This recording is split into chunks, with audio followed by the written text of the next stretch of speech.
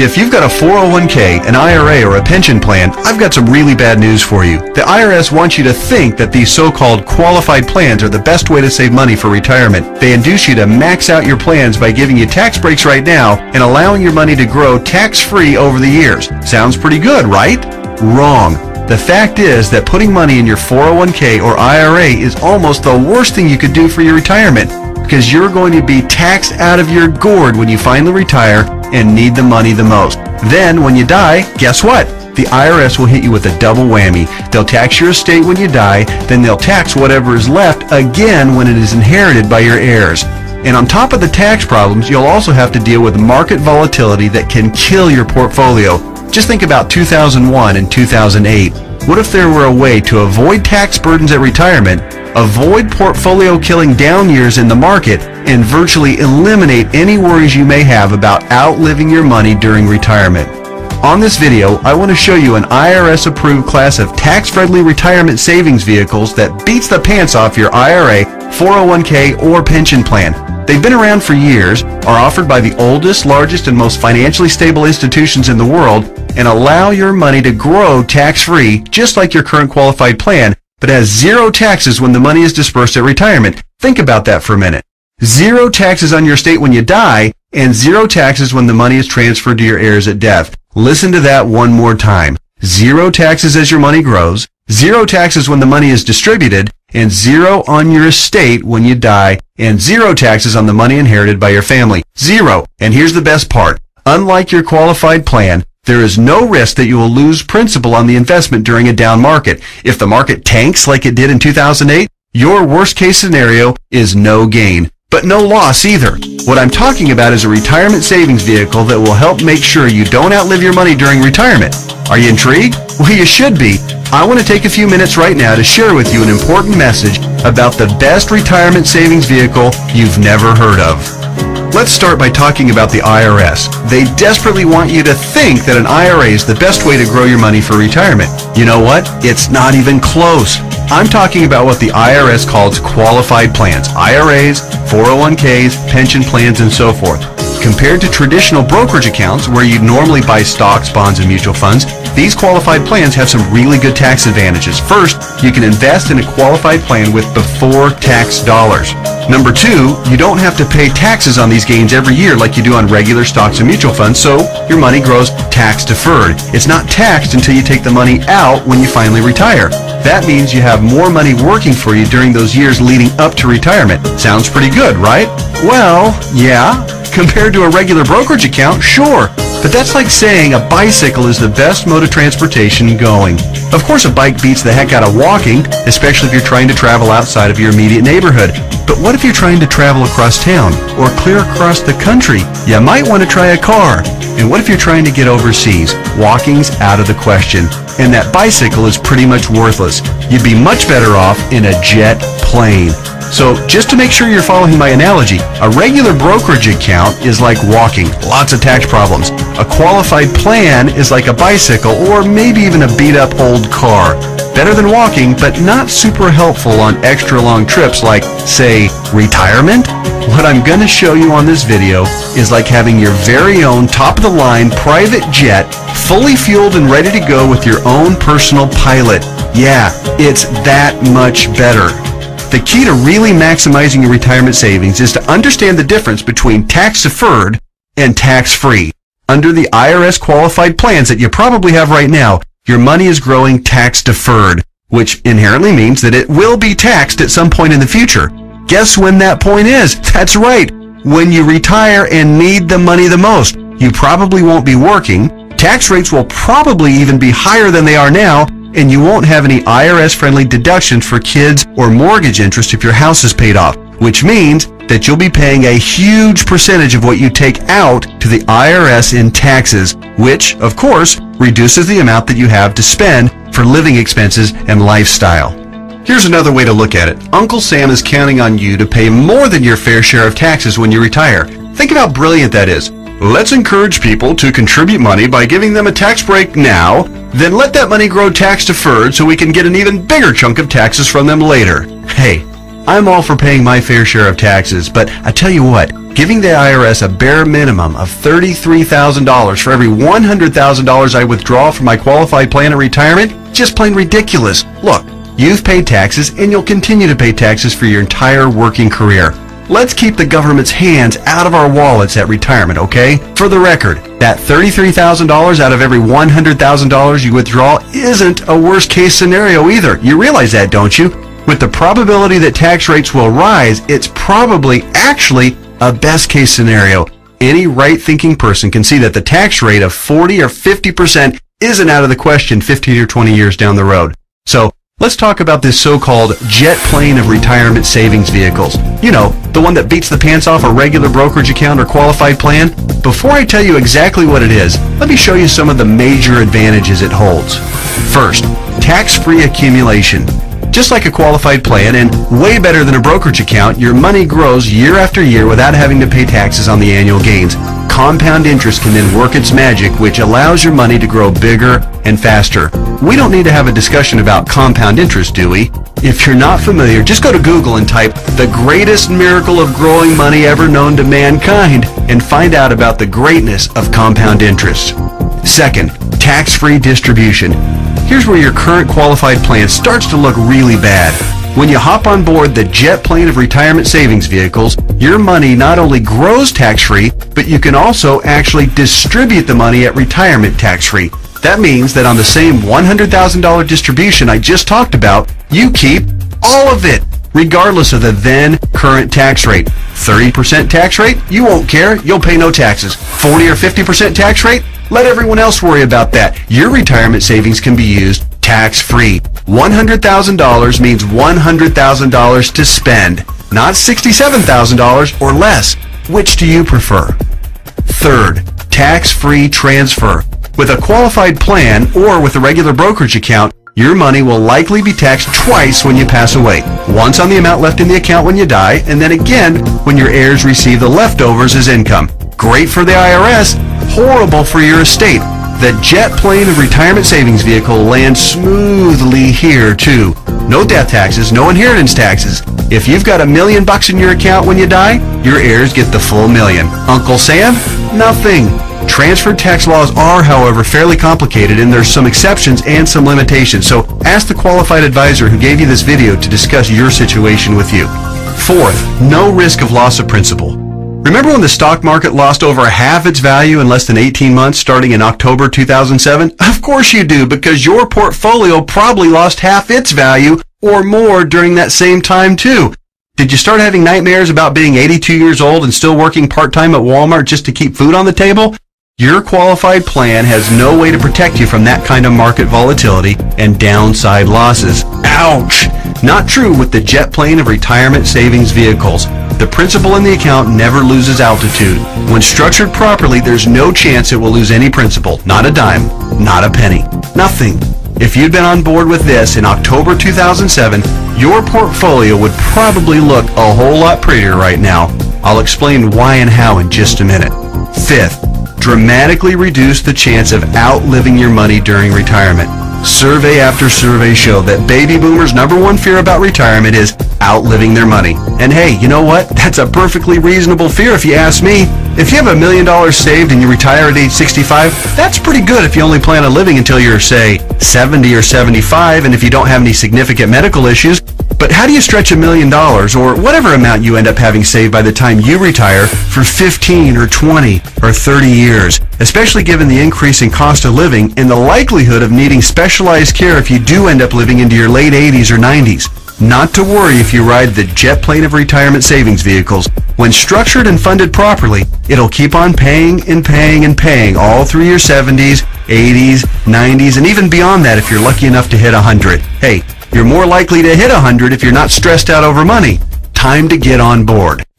Okay. There are even more advantages, and I'll cover them in just a minute. But first, let me address that question that I know is nagging you in the back of your mind. You're saying to yourself right now, okay, this all sounds great. Everything you've said so far makes a lot of sense, and I'm interested.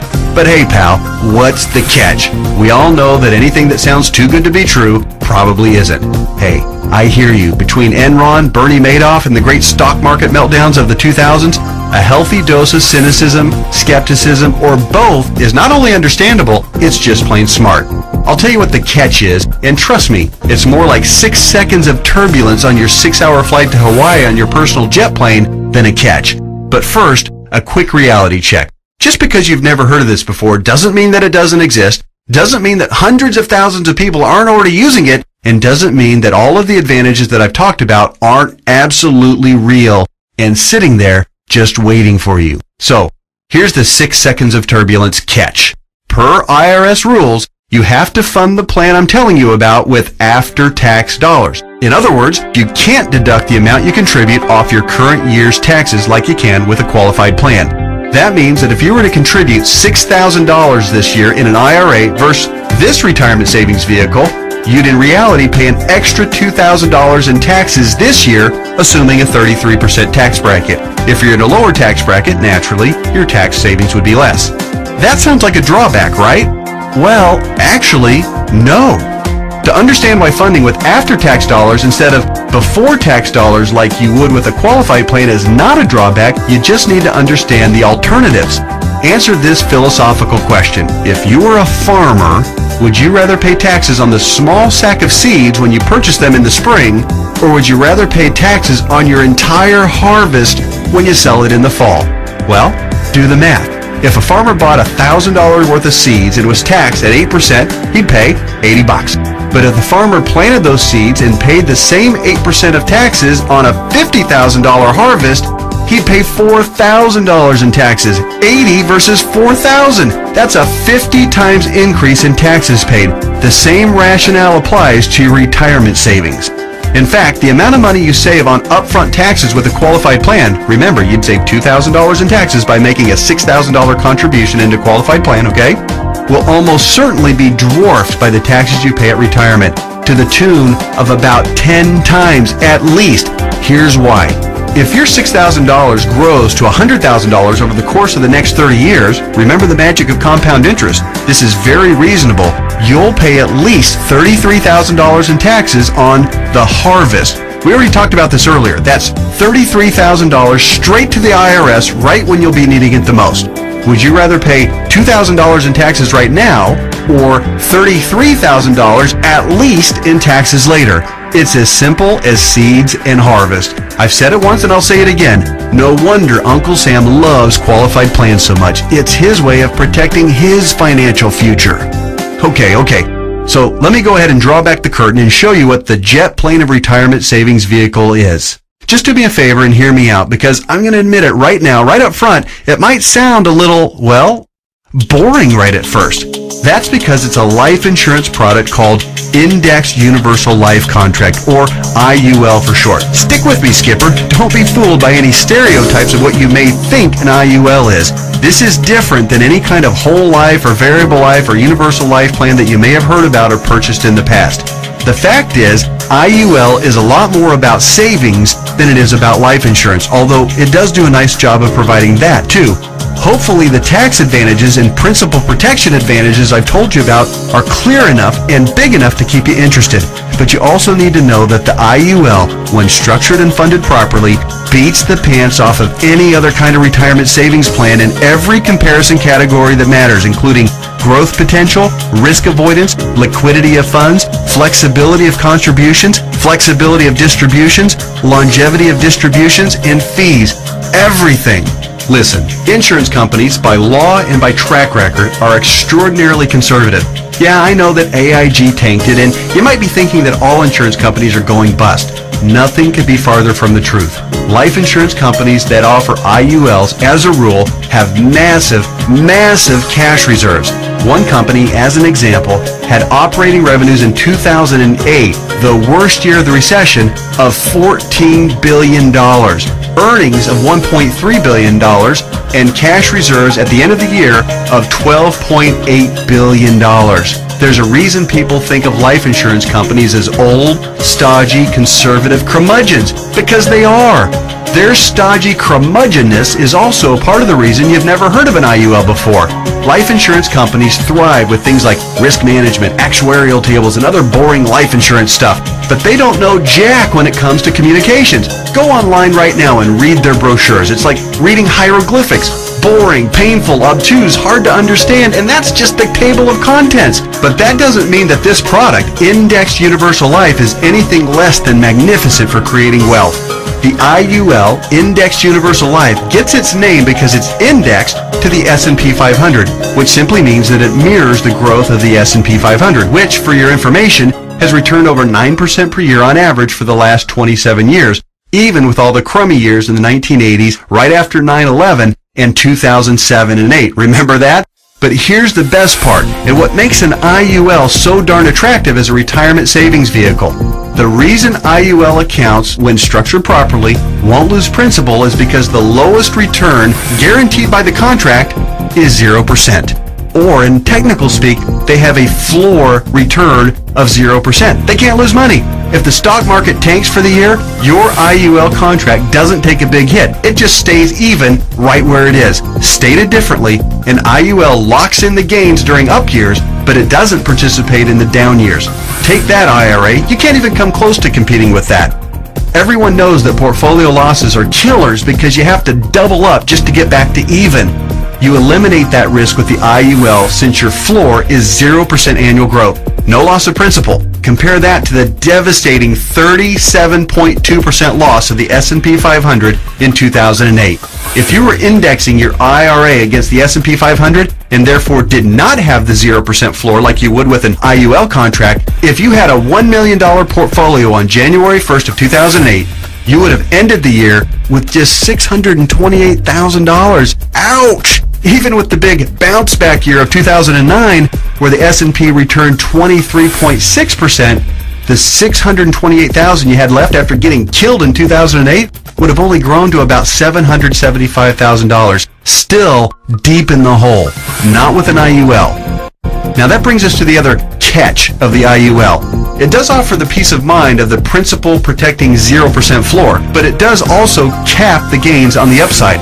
That means when the market has a huge growth year, your investment will be capped at somewhere in the 12 to 15% range, depending on the carrier and the contract. Don't bail out on me now. Trust me, this is not a big issue. In fact, quite the opposite.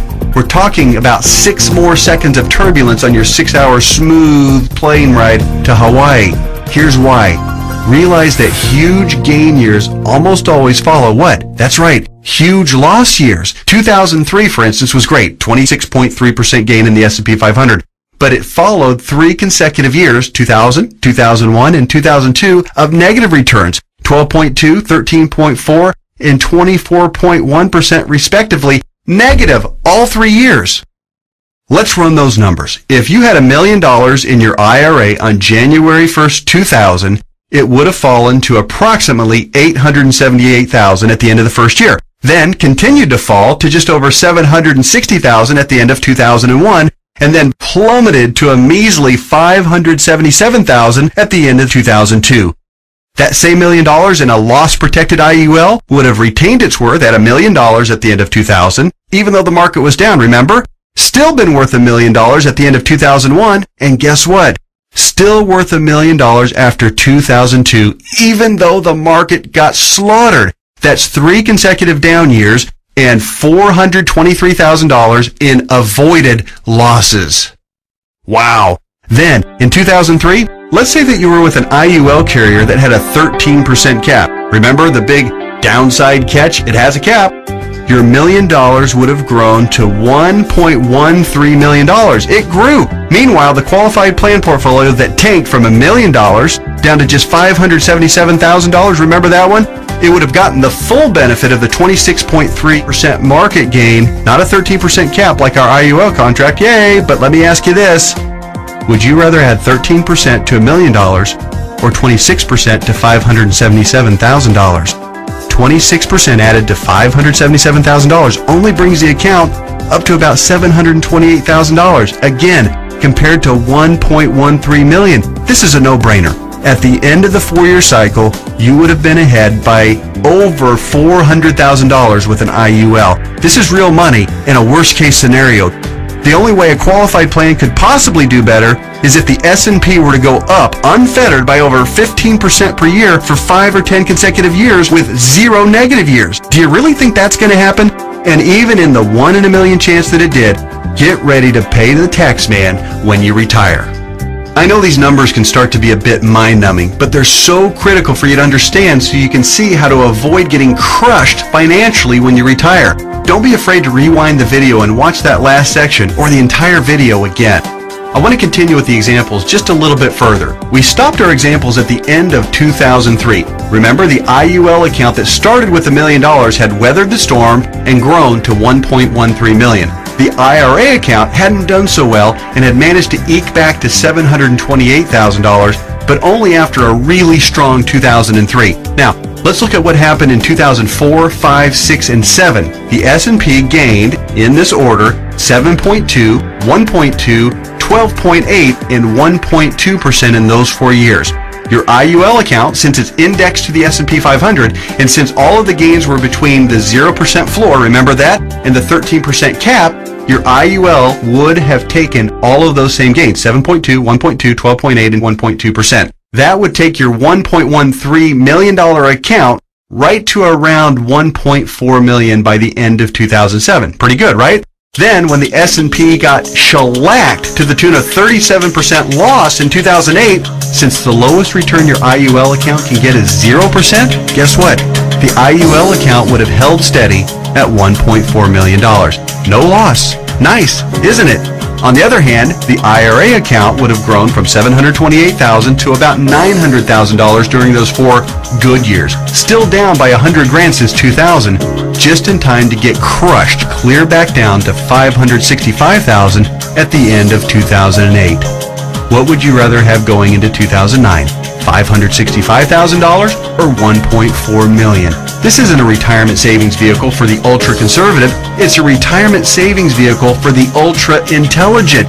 If you think market caps of 12 to 15% are a poor trade-off for a contractual guarantee of a 0% floor, you're just plain crazy. Naturally, past performance isn't an indicator of what will happen in the future, but I think it's safe to say that the market is going to have up years and down years. Protecting yourself from huge losses is one of the primary advantages of the IUL. It's impossible for me to overstate how superior the IUL is compared to your qualified plan. It's not even close.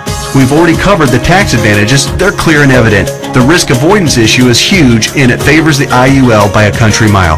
But also remember, indexed universal life is also, life insurance. Here's what that means.